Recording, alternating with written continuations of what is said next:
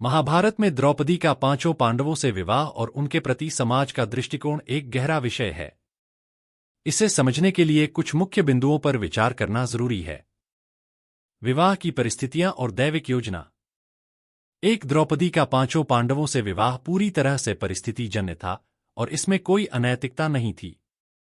जब अर्जुन ने द्रौपदी को स्वयंवर में जीता और उसे माता कुंती के पास लाया, तो कुंती ने अनजाने में कह दिया, जो भी लाए हो उसे आपस में बांट लो। कुंती के इस कथन के आधार पर धर्मराज युधिष्ठिर ने इसे एक दैविक संकेत माना और यह निर्णय लिया कि द्रौपदी सभी पांडवों की पत्नी बनेगी।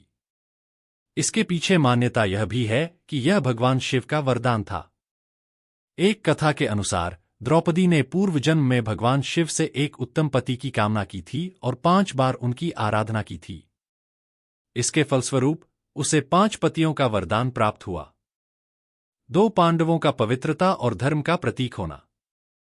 पांचों पांडव धर्म के प्रतीक माने जाते हैं, विशेषकर युधिष्ठिर जो धर्मराज के रूप में जाने जाते हैं। इनका विवाह और संबंध किसी वासना या स्वार्थ पर आधारित नहीं था, बल्कि यह दैविक और पवित्र मान्यताओं से प्रेरित था। पांडवों के बीच कोई ईर्ष्या या प्रतिस्पर्धा नहीं थी और वे सभी द्रौपदी का सम्मान करते थे। प्रत्येक पांडव एक समय निर्धारित नियम के तहत द्रौपदी के साथ समय बिताता था और यदि कोई इस नियम का उल्लंघन करता तो उसे वनवास जाना पड़ता।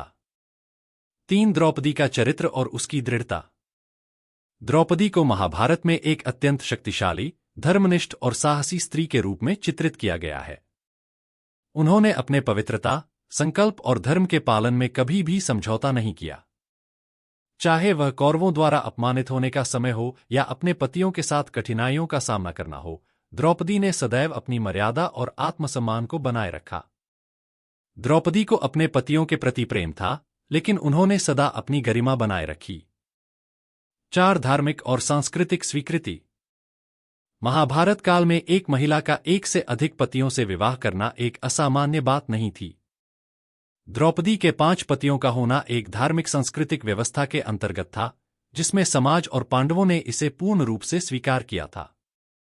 समाज में द्रौपदी का विवाह एक धर्मयुक्त कार्य के रूप में देखा गया, न कि पाप के रूप में। इसलिए द्रौपदी का चरित्र और उनकी पवित्रता का सभी ने आदर किया। 5 विवाह का आदर्श और पवित्रता की अवधारणा। महाभारत में द्रौपदी का विवाह पांडवों से एक आदर्श के रूप में प्रस्तुत किया गया है, जो यह दिखाता है कि एक स्त्री का पवित्रता और सम्मान बाहरी संबंधों पर नहीं, बल्कि उसकी निष्ठा, धर्म और मर्यादा पर निर्भर करता है।